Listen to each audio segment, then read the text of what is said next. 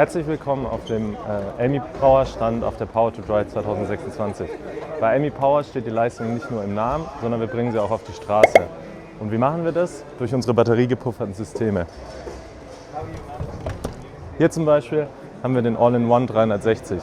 Durch unsere batteriegepufferte Lösung haben wir 189 Kilowattstunden Speicher und können damit bei kleinem Netzanschluss 360 kW Ladeleistung ermöglichen. Und für wen das nicht reicht, haben wir hier noch unseren Dispenser 400.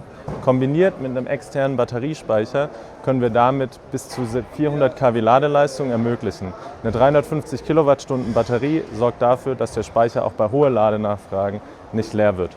Und für die Steuerung können Sie entweder Ihr eigenes Energiemanagementsystem verwenden oder auf unsere Kompetenz setzen und durch unsere Software, die AMI AI, die komplette Steuerung sowohl von Ladeinfrastruktur, dynamischen Stromtarifen und dynamischen Ladetarifen bei uns managen lassen.